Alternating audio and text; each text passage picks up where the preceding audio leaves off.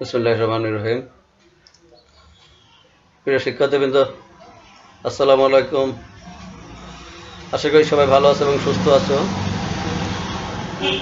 তোমাদেরকে মীর আব্দুল করিম কলেজের যুক্তিবিদ্যার অনলাইন ক্লাসে স্বাগত জানাচ্ছি। তোমরা যারা আমার সঙ্গে ক্লাস করো তারা জানো যে গত কয়েকটি পর্ব থেকে আমাদের এই ক্লাসে যুক্তিবিদ্যার সহনুমান সংক্রান্ত আলোচনা শুরু হয়েছে। যেহেতু সহনুমান সংক্রান্ত আলোচনা এটি একটি ব্যাপক আলোচনা, যে কারণে এই আলোচনাটিকে কয়েকটি পর্বে বিভক্ত করা হয়েছে। ইতিপূর্বে আমরা দুটি পর্ব নিয়ে আলোচনা করেছি।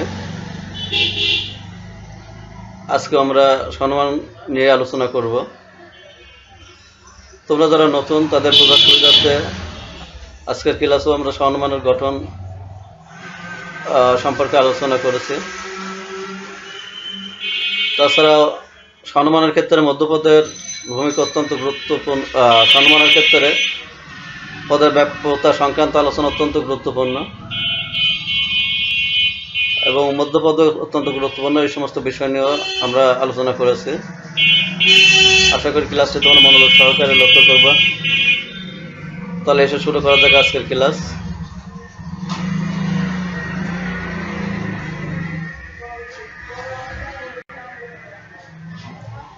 আমাদের আজকের পাঠের শিরোনাম হলো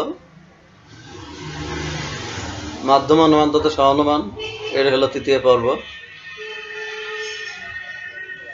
আজকে আমরা যেসব বিষয় নিয়ে আলোচনা করব তা হলো সহনুমানের গঠন, সহনুমানের নিয়মাবলী, সহনুমানের নিয়ম লঙ্ঘনজনিত অনুপপত্তি সমূহ।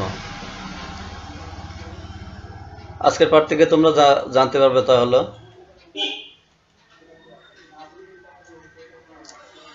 সহনুমানের গঠন বিশ্লেষণ করতে পারবে, সহনুমানের নিয়মাবলী ব্যাখ্যা করতে পারবে, সহনুমানের নিয়ম লঙ্ঘনজনিত অনুপপত্তি সমূহ ব্যাখ্যা করতে পারবে। তোমরা জানো যে মাধ্যম অবরোহ অনুমানে পরস্পর সম্পর্ক যুক্ত দুটি আশ্রয় বাক্যের উপর নির্ভর করে একটি নতুন সিদ্ধান্ত গঠন করা হয়, তাকে সহানুমান বলে। সহানুমানের কেবলমাত্র তিনটি যুক্তি বাক্য থাকে। সহানুমানের প্রথম দুটি যুক্তি বাক্যকে আশ্রয় বাক্য এবং এই দুটি যুক্তি বাক্যের উপর নির্ভর করে যে নতুন বাক্য গঠন করা হয় তাকে সিদ্ধান্ত বলা হয়। একটি বাস্তব উদাহরণের সাহায্যে আমরা বিষয়টি লক্ষ্য করি। সকল দার্শনিক হন জ্ঞানী, অ্যারিস্টটল হন দার্শনিক অথবা অ্যারিস্টটল হন জ্ঞানী। তাহলে এটি একটি অবরোহ অনুমানের উদাহরণ এবং এখানে যেহেতু তিনটি যুক্তি বাক্য রয়েছে সে কারণে এটিকে সহানুমান বলা হচ্ছে।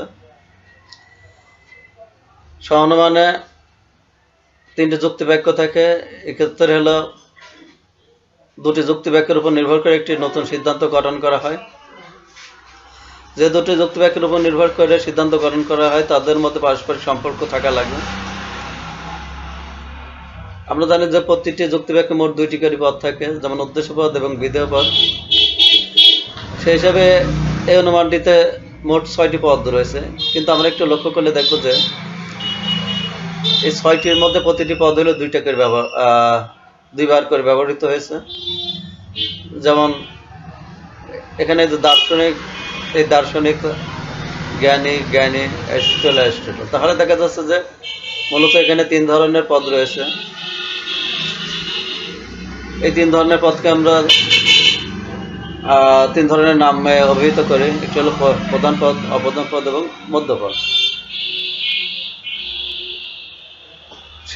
সহানুমানের যে সিদ্ধান্ত থাকে সেই সিদ্ধান্তের বিধপদকে আমরা হলো প্রধান পদ বলি এবং সিদ্ধান্তের যে এটি উদ্দেশ্য পদ হিসেবে ব্যবহৃত হয় তাকে আমরা হলো অপ্রধান পদ বলি।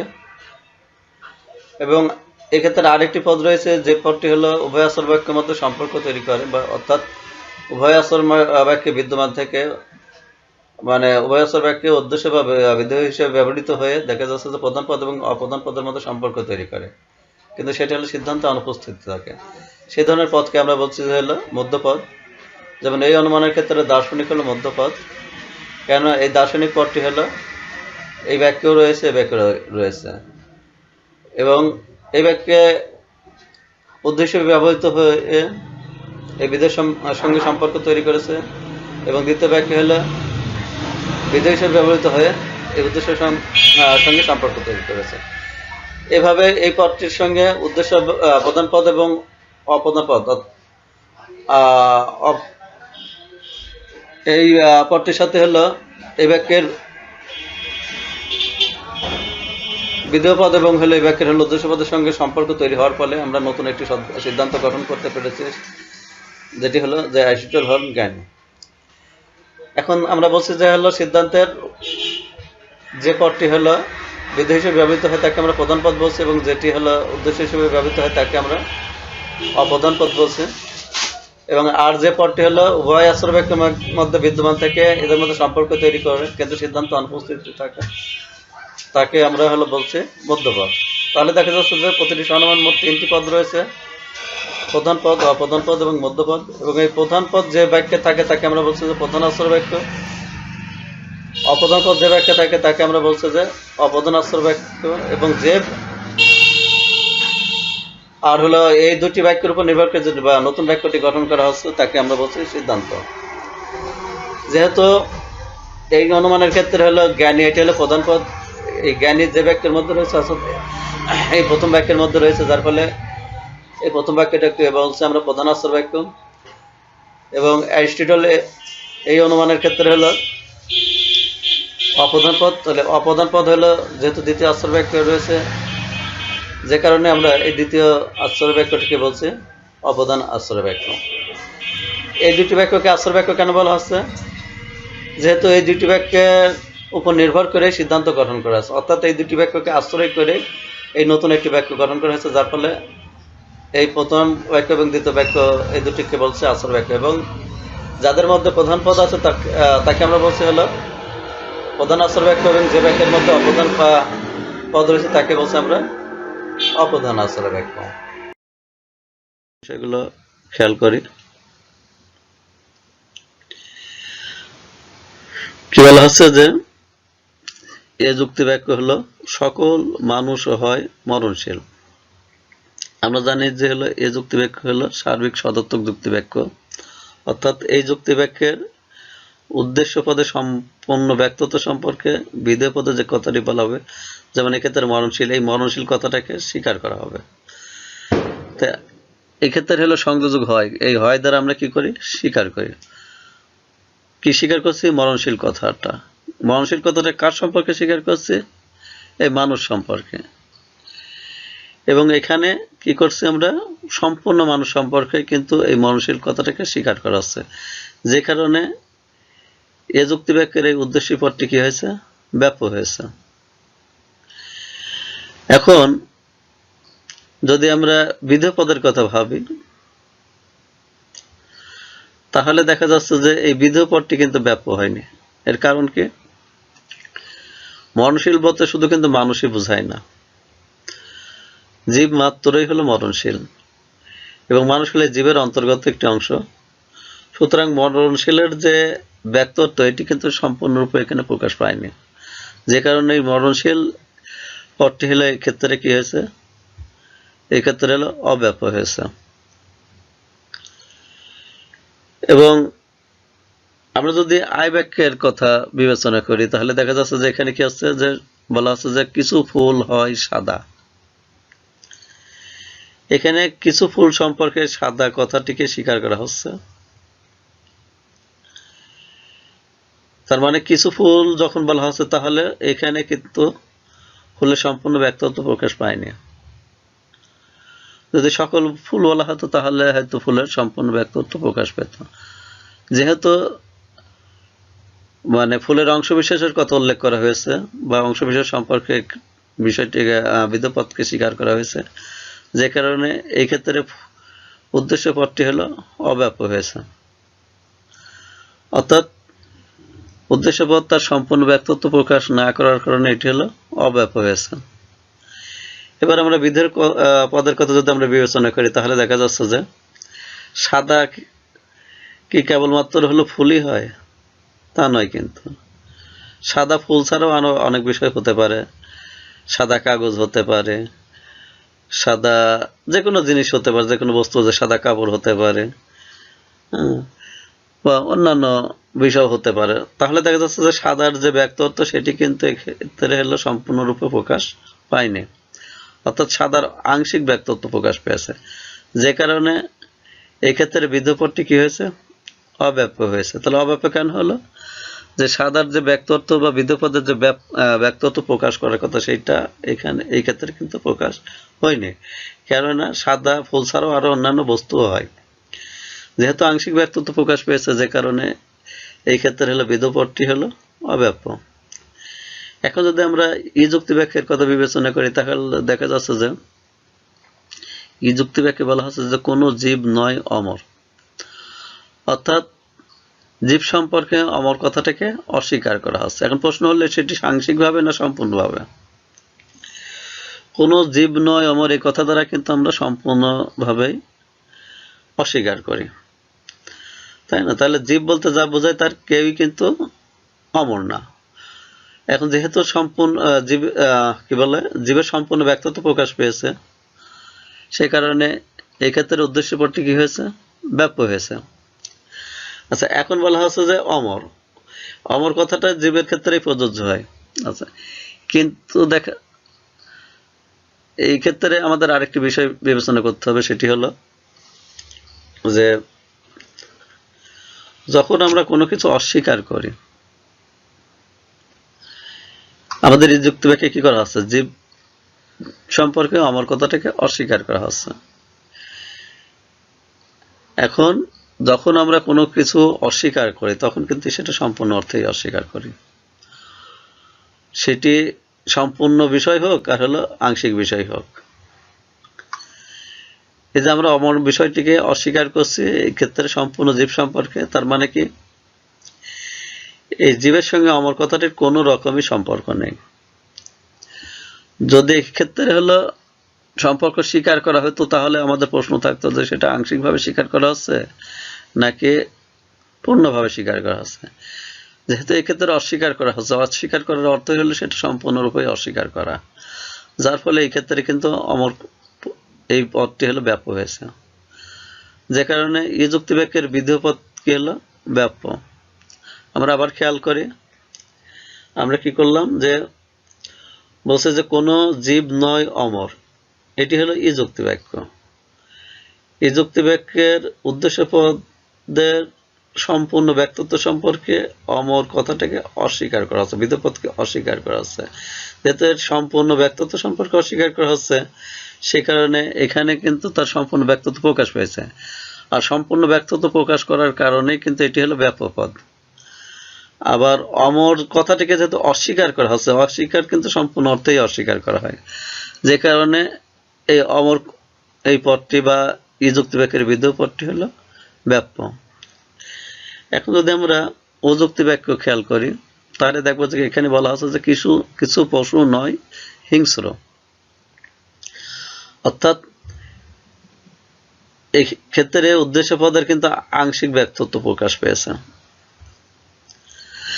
এই ক্ষেত্রে উদ্দেশ্য পদের আংশিক ব্যক্তত্ব প্রকাশ পেয়েছে। যদি সকল পশু সম্পর্কে বলা হতো তাহলে এই পদটি ব্যাপ্য হতো, কিন্তু তা না করে কি করা হয়েছে?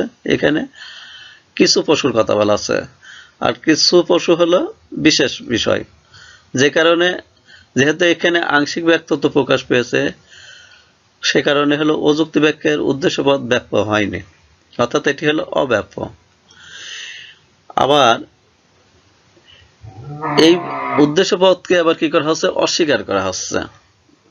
উদ্দেশ্য পদকে বিধেয় পদের মাধ্যমে অস্বীকার করা হচ্ছে। আমরা এর আগে আলোচনা দেখলাম যে অস্বীকার করলে সেটা সম্পূর্ণ অর্থে অস্বীকার করা হয়। আচ্ছা, যেহেতু এই হিংস্র এই কথাটিকে সম্পূর্ণ অর্থেই অস্বীকার করা হচ্ছে, সে কারণে এই বিধেয় পদটি কিন্তু এই ক্ষেত্রে ব্যাপক। তাহলে এসব আলোচনা থেকে আমরা যা পেলাম তা হলো এ যুক্তি বাক্যের উদ্দেশ্য পদ ব্যাপ্য এবং বিধেয় পদ হলো অব্যাপ্য। এই যুক্তি বাক্যের উদ্দেশ্য পদ ব্যাপ্য এবং বিধেয় পদ ব্যাপ্য। আই যুক্তি বাক্যের উদ্দেশ্যপদ অব্যাপ্য এবং বিধেয়পদও অব্যাপ্য, এবং ও যুক্তি বাক্যের উদ্দেশ্যপদ অব্যাপ্য এবং বিধেয়পদ ব্যাপ্য। এখন সহানুমানের পঞ্চম নিয়মে বলা হচ্ছে যে সহানুমানের উভয় আশ্রয় বাক্য সদর্থক হলে সিদ্ধান্ত সদর্থক হবে। কি বলা হচ্ছে যে সহানুমানের উভয় আশ্রয় বাক্য সদর্থক হলে সিদ্ধান্ত সদর্থক হবে। আমরা জানি যে দুটি আশ্রয় বাক্যের উপর নির্ভর করে সহানুমানে একটি সিদ্ধান্ত গঠন করা হয়। এই আশ্রয় বাক্য দুটি সদর্থক হতে পারে, নয়ার্থক হতে পারে, কিন্তু এখানে বলা হচ্ছে পঞ্চম নিয়মে যে আশ্রয় বাক্য যদি দুটোই সদর্থক বা হা বোধক হয় তাহলে এর থেকে সিদ্ধান্ত কি হবে? হা বোধকই হবে। যেমন আমরা বললাম যে সকল এম হয় পি, তারপরে সকল এস হয় এম, অতএব সকল এস হয় পি। কি বলা হলো যে সকল এম হয় পি, সকল এস হয় এম, অতএব সকল এস হয় পি। যেহেতু এটি হলো এ যুক্তি বাক্য বা সার্বিক সদর্থক যুক্তি বাক্য, অপদান আশ্রয় বাক্যটি হলো সার্বিক সদর্থক যুক্তি বাক্য, অতএব এর থেকে যে সিদ্ধান্তটি আসবে সেটি হলো সদর্থক হিসাবে আসবে। আমরা যদি অন্য একটি উদাহরণ খেয়াল করি তাহলে দেখি কি বলা হচ্ছে যে সকল এম হয় পি, মানে এটি হলো এ যুক্তি বাক্য, প্রধান আশ্রয় বাক্যটি এ যুক্তি বাক্য এবং অপ্রধান আশ্রয় বাক্যটি আই যুক্তি বাক্য, যার ফলে এদের থেকে সিদ্ধান্ত আসছে হলো আই যুক্তি বাক্য। তাহলে এখানে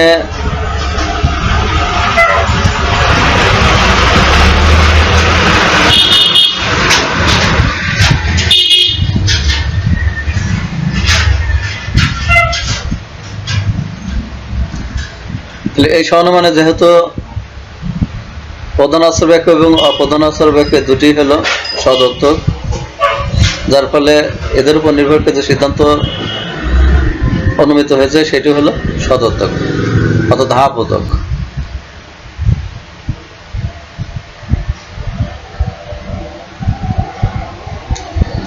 সহানুমানের ষষ্ঠ নিয়মে বলা হচ্ছে কি যে সহানুমানের উভয় আশ্রয় বাক্য নয়ার্থক হলে তা থেকে কোনো সিদ্ধান্ত পাওয়া যাবে না। কি বলা হচ্ছে যে সহানুমানের উভয় আশ্রয় বাক্য যদি নয়ার্থক হয়, সহানুমানের উভয় আশ্রয় বাক্য নয়ার্থক হলে তার থেকে কোনো সিদ্ধান্ত পাওয়া যাবে না বা বৈধ সিদ্ধান্ত অনুমান করা যাবে না। আমরা জানি যে হলো নয়ার্থক যুক্তি বাক্য বলতে হলে এই যুক্তি বাক্য এবং ও যুক্তি বাক্য বোঝায়, অর্থাৎ সার্বিক নয়ার্থক যুক্তি বাক্য এবং বিশেষ নয়ার্থক যুক্তি বাক্য। এ হলো সার্বিক নয়ার্থক যুক্তি বাক্য এবং ও হলো সার্বিক নয়ার্থক যুক্তি বাক্য। তাহলে এই দুইটি বাক্যের সমন্বয়ে চার ধরনের আশ্রয় বাক্য যুগল তৈরি হতে পারে। এই দুটো বাক্যের সমন্বয়ে কয় ধরনের আশ্রয় বাক্য যুগল তৈরি হতে পারে? এই দুটি বাক্যের সমন্বয়ে চার ধরনের আশ্রয় বাক্য যুগল তৈরি হতে পারে। সেগুলো কি কি? সেগুলো হলো ই, অর্থাৎ প্রধান আশ্রয় বাক্য ই এবং অপ্রধান আশ্রয় বাক্য ই, তারপর ইও, অর্থাৎ প্রধান আশ্রয় বাক্য ই এবং অপ্রধান আশ্রয় বাক্য, তারপরে ও ই, অর্থাৎ প্রধান আশ্রয় বাক্য এবং অপ্রধান আশ্রয় বাক্য ই এবং ও, অর্থাৎ প্রধান ও অপ্রধান উভয় আশ্রয় বাক্য হলো ও বাক্য। এখন আমরা বলা আছে যে এই চার প্রকার এই চার ধরনের আশ্রয়যোগ্য হলে কোনোটি থেকে কি হবে না? কোনোটি থেকে কোনো বৈধ সিদ্ধান্ত পাওয়া যাবে না।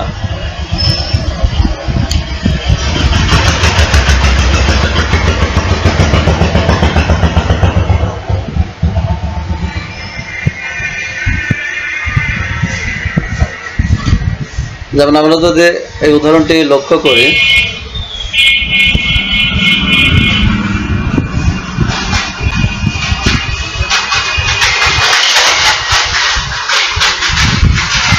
কি বলা আছে যে কোনো এম নয় পি, কোনো এস নয় এম, অতএব কোনো এস নয় পি। কোনো এম নয় পি, কোনো এস নয় এম, অতএব কোনো এস নয় পি। আচ্ছা, তাহলে এইটিও এই প্রধান আশ্রয় বাক্যটি হলো নর্থক এবং অপ্রধান আশ্রয় বাক্যটি হলো নর্থক। আমরা জানি যে সমানমানে পদ থাকে,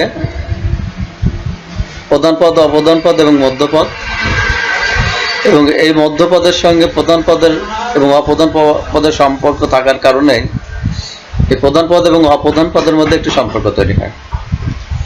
কিন্তু দেখা যাচ্ছে যে এই অনুমানের ক্ষেত্রে মধ্যপদের সঙ্গে প্রধান পদেরও কোনো সম্পর্ক তৈরি হয়নি, কিংবা মধ্যপদের সঙ্গে অপ্রধান পদেরও কোনো সম্পর্ক তৈরি হয়নি।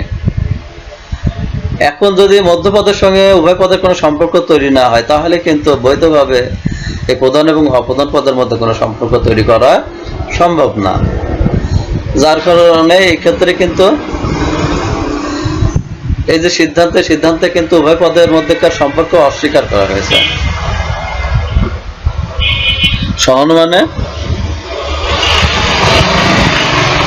সহানুমানে দেখা যাচ্ছে যে প্রধান পদ এবং অপ্রধান পদের মধ্যে সম্পর্ক অস্বীকার করা হয়েছে। কারণ আমরা জানি যে স্বীকার করলে সেই ক্ষেত্রে সম্পর্ক তৈরি হয়, কিন্তু অস্বীকার করলে সেই ক্ষেত্রে সম্পর্ককে অস্বীকার করা, অর্থাৎ সেই ক্ষেত্রে কোনো সম্পর্ক থাকে না। তাহলে দেখা যাচ্ছে যে এই সিদ্ধান্ত যেটি, সেটি হলো কি বলা হচ্ছে যে কোনো এস নয় পি, অর্থাৎ এস সম্পর্কে বলা হচ্ছে যে এস এর সঙ্গে পি এর কোনো সম্পর্ক নেই। তাহলে এস এর সঙ্গে পি এর কোনো সম্পর্ক নেই। যদি এইভাবে সিদ্ধান্ত হয়, তাহলে দেখা যাচ্ছে তার থেকে আমাদের কোনো সেই ব্যাপারে কোনো ধারণা অর্জিত হয় না, বা আমরা অনুমানের মাধ্যমে যে জ্ঞান অর্জন করি সেটি তখন সম্ভব হয় না। যার ফলে বলা হচ্ছে যে যদি বাক্য দুটো নর্থক থাকে, তাহলে দেখা যাচ্ছে মধ্যপদের সঙ্গে উভয় পদের কোনো সম্পর্ক তৈরি না। এর ফলে কি হয় না, এদের উপর নির্ভর করে কোনো বৈধ সিদ্ধান্ত গঠন করা সম্ভব হয় না। আমরা যদি অন্য একটা উদাহরণ খেয়াল করি, যেখানে বলা হচ্ছে যে প্রধান আশ্রয় বাক্য ই এবং অপ্রধান আশ্রয় বাক্য ও। কি বলা হলো যে কোনো এম নয় পি,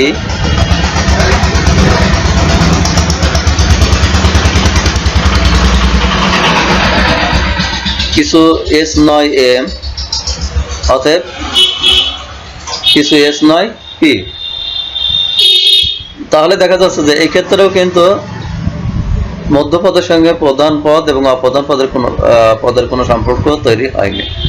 সুতরাং এই ধরনের আশ্রয় বাক্য যুগল থেকেও কিন্তু কোনো বৈধ সিদ্ধান্ত গঠন করা সম্ভব না, যে কারণে সিদ্ধান্তে এখানে প্রধান এবং অপ্রধান পদের মধ্যে সম্পর্ক অস্বীকার করা হয়েছে।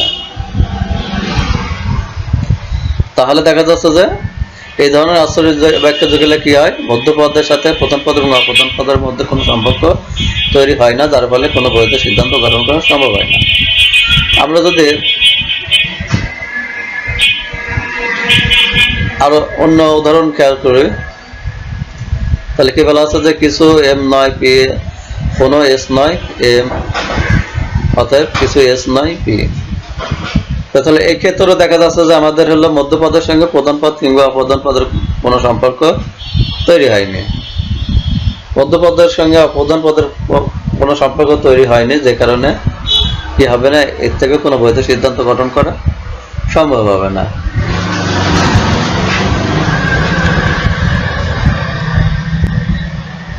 আমরা এই উদাহরণটিতেও একই রকম বিষয় লক্ষ্য করছি যে প্রধান পদের সঙ্গে মধ্যপদের কোনো সম্পর্ক নেই, অপ্রধান পদের সঙ্গে মধ্যপদের কোনো সম্পর্ক নেই, যার ফলে এর উপর নির্ভর করে যে সিদ্ধান্ত গঠন করা হয়েছে যে তাদের সেই ক্ষেত্রে হলো প্রধান পদ এবং অপ্রধান পদের মধ্যে কোনো সম্পর্ক স্বীকার করা হয়নি। সুতরাং এই সমস্ত আশ্রয় বাক্য যুগল থেকে কোনো কি করা যাবে না, বৈধ সিদ্ধান্ত গঠন করা যাবে না। এখন যদি আমরা সমানুমানের সপ্তম নিয়ম খেয়াল করি, সেখানে বলা হচ্ছে যে সহানুমানের একটি আশ্রয় বাক্য নর্থক হলে সিদ্ধান্ত নর্থক হবে। কি বলা হচ্ছে? সহনমানের একটি আশ্রয় বাক্য নর্থক হলে সিদ্ধান্ত নর্থক হবে। আমরা উদাহরণ খেয়াল করি।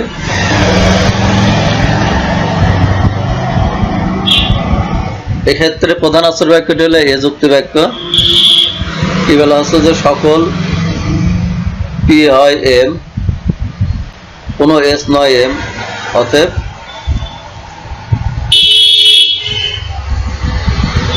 কিছু এস নয় পি। তাহলে দেখা যাচ্ছে যে এই ক্ষেত্রে হলো কি, এই ক্ষেত্রে হলো একটি আশ্রয় বাক্য হলো নর্থক আছে, একটি আশ্রয় বাক্য হলো নর্থক আছে। তাহলে আমরা দেখলাম যে আচ্ছা, এখন তাহলে সহনমানের নিয়ম অনুসারে যদি একটি আশ্রয় বাক্য নর্থক হয় তাহলে সিদ্ধান্তটি নর্থক হবে, আর যদি উভয় আশ্রয় বাক্য সদর্থক হতো তাহলে সিদ্ধান্তটি সদর্থক হতো। কিন্তু যেহেতু একটি আশ্রয় বাক্য নর্থক আছে, সুতরাং এই ক্ষেত্রে সিদ্ধান্তটি নর্থক হবে। এখন আমরা এক্ষেত্রে একটা বিষয় লক্ষ্য করি যে এই অনুমানটি বৈধ কিনা আমরা একটু খেয়াল করি। এখানে দেখা যাচ্ছে যে সিদ্ধান্তের হলো অপ্রধান পদ হলো অব্যাপ্য, কিন্তু প্রধান পদ হলো ব্যাপ্য। এটা কি? অপ্রধান পদ হলো অব্যাপ্য এবং প্রধান পদ হলো ব্যাপ্য। এই আশ্রয় বাক্য কিন্তু প্রধান পদ ব্যাপ্য আছে, সুতরাং এক্ষেত্রে ব্যাপ্যতার কোনো সমস্যা নেই। আবার মধ্যপদ যদি খেয়াল করি তাহলে দেখা যাচ্ছে যে মধ্যপদ এখানে অব্যাপ্য, এই যুক্তি বাক্যের হলো বিধেয় হিসেবে ব্যবহার করা হওয়ার কারণে, কিন্তু এই যুক্তি বাক্যের বিধেয় হওয়ার কারণে, এই যুক্তি বাক্যের বিধেয় হিসেবে ব্যবহার হওয়ার কারণে এই ক্ষেত্রে কিন্তু আবার এখানে মধ্যপদ ব্যাপ্য হয়েছে। সুতরাং আমাদের নিয়মে যেটি বলা হয়েছিল যে মধ্যপদকে অন্তত একবার ব্যাপ্য হতে হবে, দেখা যাচ্ছে যে এই ক্ষেত্রে মধ্যপদ একবার ব্যাপ্য হয়েছে। আচ্ছা, তাহলে প্রধান পদের সমস্যা নাই, মধ্যপদের সমস্যা নাই, আবার অপ্রধান পদ এই ক্ষেত্রে ব্যাপ্য ছিল কিন্তু এখানে অব্যাপ্য হয়েছে। এখন কোন পদ যদি হলো আশ্রয় বাক্যে ব্যাপ্য থাকে তাহলে তাকে সিদ্ধান্তে অব্যাপ্য করলে কোনো সমস্যা নাই। নিয়মে আছে যে কোনো অব্যাপ্য পদকে ব্যাপ্য করা যাবে না, কিন্তু ব্যাপ্য পদকে অব্যাপ্য করা যাবে না তা কিন্তু বলা হয় না।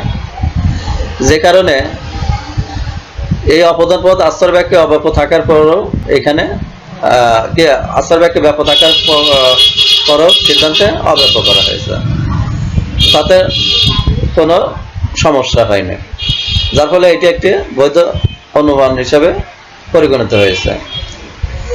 এখন যদি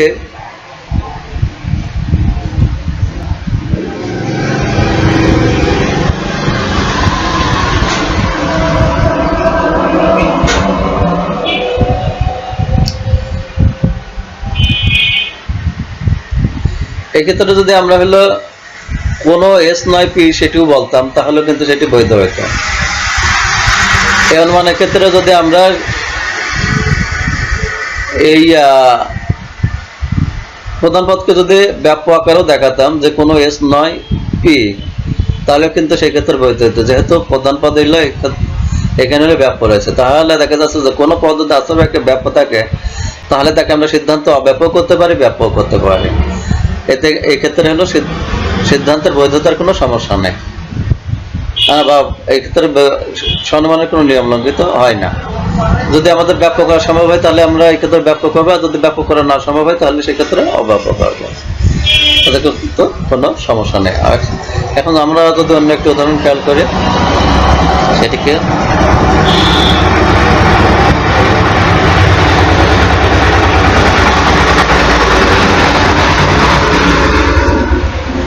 এখানে বলা হচ্ছে যে সকল পি হয় এম। প্রধান আশ্রয় বাক্যটি হলো এ যুক্তি বাক্য বা সার্বিক পদার্থের যুক্তি বাক্য, যেখানে বলা হচ্ছে কি যে সকল পি হয় এম, তারপরে কিছু এম নয় এস, অতএব কিছু এস নয় পি। তাহলে কিছু এস নয় পি। তাহলে এই ক্ষেত্রে হলো যেহেতু একটি যুক্তি বাক্য নর্থক, এর জন্য আমাদের সিদ্ধান্তটি নর্থক হয়েছে। যেহেতু একটি যুক্তি বাক্য হলো নর্থক এবং সেই কারণে সিদ্ধান্তটি নর্থক হয়েছে। এবং আমরা সম্মানের এটিও একটি নিয়ম যে একটি যুক্তি বাক্য বিশেষ হলে সিদ্ধান্তটি বিশেষ হয়। তাহলে এখন আমাদের হলো ব্যাপ্যতা লক্ষ্য করার বিষয়,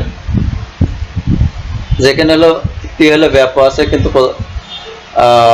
সিদ্ধান্তে ব্যাপ্য আছে, এবং এটি হলো আশ্রয় বাক্য ব্যাপ্য আছে। যেহেতু আশ্রয় বাক্যে এই যুক্তি বাক্যের উদ্দেশ্য হিসেবে ব্যবহৃত হয়েছে, যে কারণে প্রধান পদ হলো এক্ষেত্রে ব্যাপ্য রয়েছে। সুতরাং এক্ষেত্রে ব্যাপ্যতার কোনো সমস্যা নেই। আবার এস হলো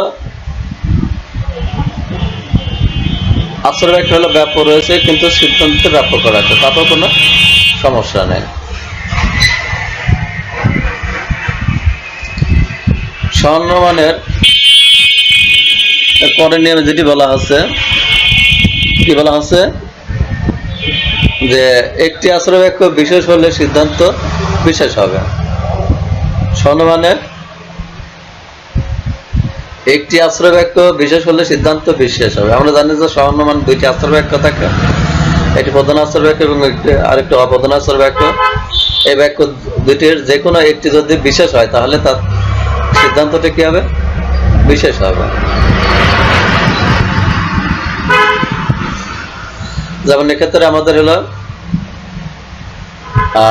যেটি বলা হচ্ছে যে কি, যে সকল এম হয় পি, কিছু এস হয় এম, অতএব কিছু এস হয় পি।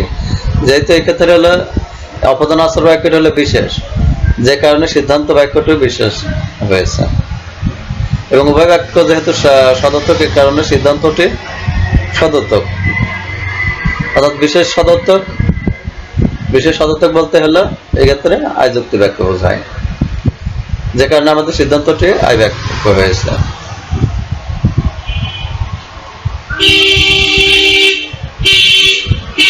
আমরা যদি এই ধরনটি খেয়াল করি তাহলে দেখবো যে কি বলা হচ্ছে, যে প্রধান আশ্রয় বাক্যটি হলো ই যুক্তি বাক্য অর্থাৎ সার্বিক নর্থক যুক্তি বাক্য, অপ্রধান আশ্রয় বাক্যটি হলো আই যুক্তি বাক্য বা বিশেষ সদর্থক যুক্তি বাক্য।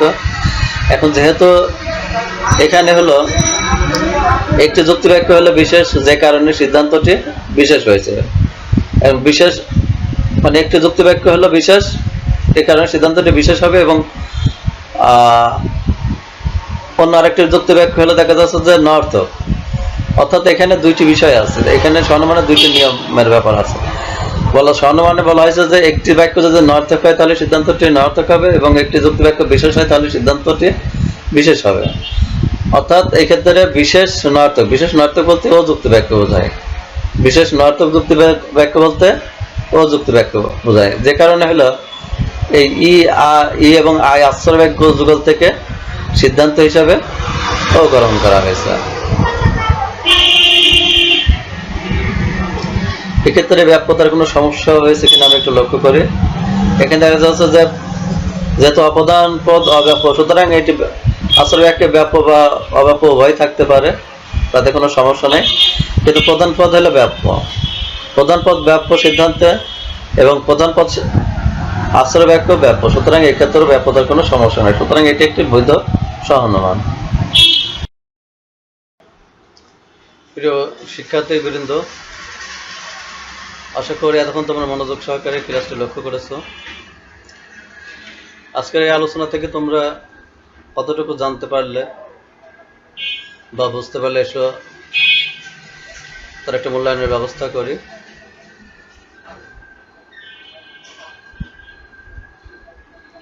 কি বলা হচ্ছে, যে কোনো এম নয় পি, কিছু এস হয় এম, অর্থাৎ কোনো এস নয় পি। আমরা জানি যে সহনমানে হলো তিনটি পদ থাকে, এটা হলো প্রধান পদ, মধ্যপদ এবং অপ্রধান পদ। এক্ষেত্রে প্রধান পদকে পি দ্বারা নির্দেশ করা হয়, অপ্রধান পদকে এস দ্বারা এবং মধ্যপদকে এম দ্বারা নির্দেশ করা হয়। বলা হচ্ছে যে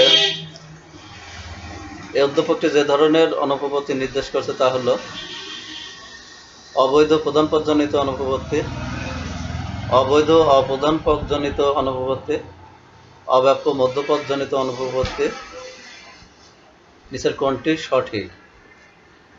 ক, খ, গ নাকি ঘ?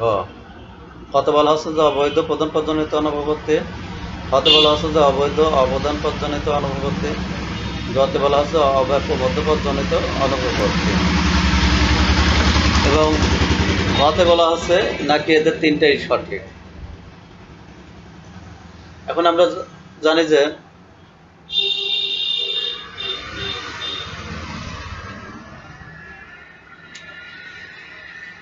আচ্ছা এই ব্যাপারে আমরা 10 সেকেন্ড চিন্তা ভাবনা করি।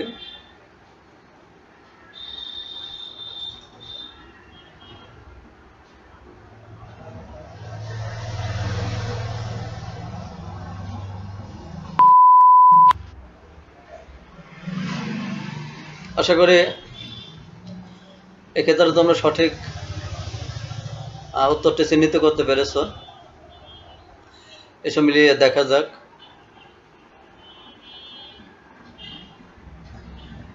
কি বলা হচ্ছে যে এই অনুমানের ক্ষেত্রে বা এই উদ্দীপকের ক্ষেত্রে যে ধরনের অনুপপত্তি ঘটেছে সেটি হলো অবৈধ অপ্রধান পদজনিত অনুপপত্তি। অবৈধ অপ্রধান পদজনিত অনুপপত্তি। এখন আমরা জানি যে প্রত্যেকটি অনুমানের 3টি পদ থাকে। প্রধান পদ, অপ্রধান পদ এবং মধ্যপদ। মধ্যপদকে অনুমানের আশ্রয় বাক্যে অন্তত একবার ব্যাপ্য হতে হয়। উভয় আশ্রয় বাক্যে ব্যাপ্য হলে তাতে সমস্যা নেই, কিন্তু যদি একবারও ব্যাপ্য না হয় তাহলে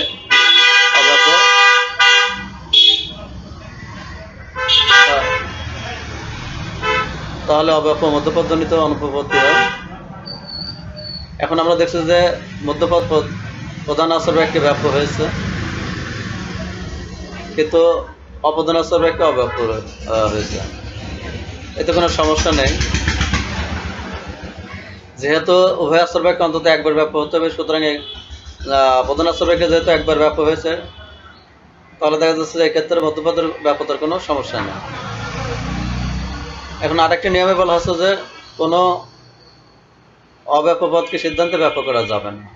আরেকটি নিয়মে বলা হচ্ছে কোনো অব্যাপ্য পদকে সিদ্ধান্তে ব্যাপ্য করা যাবে না। আমরা জানি যে প্রধান আশ্রয় বাক্যে এবং অপ্রধান আশ্রয় বাক্যে হলো কি থাকে, প্রধান পদ এবং অপ্রধান পদ থাকে, এবং এই প্রধান পদ এবং অপ্রধান পদ হলো মিলিয়ে সিদ্ধান্ত গঠন করা হয়।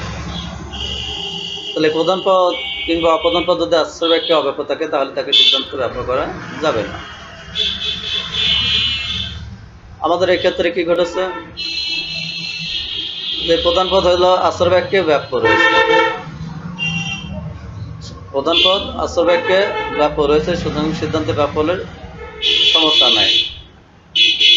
কিন্তু অপ্রধান পদ আশ্রয় বাক্যে কি হচ্ছে, অব্যাপ্য। অপ্রধান পদ যেহেতু আশ্রয় বাক্যে অব্যাপ্য রয়েছে, কারণ অপ্রধান পদটি এসেছে হলো আইযুক্তি বাক্যের উদ্দেশ্য পদ থেকে, যেখানে এটি হলো অব্যাপ্য আছে এখানে, কিন্তু তাকে সিদ্ধান্তে ব্যাপ্য করা হয়েছে। সুতরাং এই ক্ষেত্রে নিয়ম লঙ্ঘিত হয়েছে। এরূপটি কেন ঘটলো? এরূপটি কারণে ঘটেছে যেহেতু বলা হচ্ছে যে উভয় কি বলে আশ্রয় বাক্যের মধ্যে একটি যদি হলো বিশেষ হয় তাহলে সিদ্ধান্তটি বিশেষ হবে। কিন্তু আমরা দেখছি যে এক্ষেত্রে হলো আশ্রয় বাক্যের একটি বিশেষ রয়েছে, যেমন হলো অপ্রধান আশ্রয় বাক্যটি হলো বিশেষ যুক্তি বাক্য অর্থাৎ তাই যুক্তি বাক্য, কিন্তু এটি বিশেষ হওয়ার পরও আমরা যে সিদ্ধান্তটি গঠন করেছি সেটি হলো সার্বিক যুক্তি বাক্য অর্থাৎ এই যুক্তি বাক্য। নিয়মে বলা হচ্ছে যে একটি আশ্রয় বাক্য বিশেষ হলে সিদ্ধান্ত বিশেষ হবে, কিন্তু আমরা কি করেছি, সিদ্ধান্ত হলো বিশেষ না করে সার্বিক গঠন করেছে, যার ফলে এই ধরনের সমস্যাটি দেখা দিয়েছে। এবং এখানে যেহেতু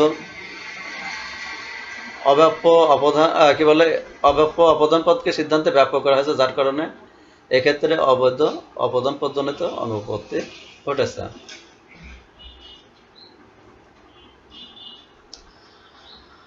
এতক্ষণ তোমরা আমার সঙ্গে আলোচনায় অংশগ্রহণ করলে, আশা করি আজকের ক্লাসটি তোমাদের বোধগম্য হয়েছে। আজকের ক্লাসে ধৈর্য ধরে আলোচনায় অংশগ্রহণ করার জন্য তোমাদের সবাইকে আবারও ধন্যবাদ জানাচ্ছি। আমাদের সহানুমান সংক্রান্ত আলোচনা এরপরও রয়েছে। আশা করি সেই সমস্ত আলোচনায় তোমরা অংশগ্রহণ করবা। সে পর্যন্ত সবাই ভালো থাকো এবং সুস্থ থাকো, বাড়িতে নিয়মিত পড়াশোনা করো। সবার সুস্বাস্থ্য কামনা করে আজকের মতো ক্লাস এখানে রাখছে। আল্লাহ হাফেজ।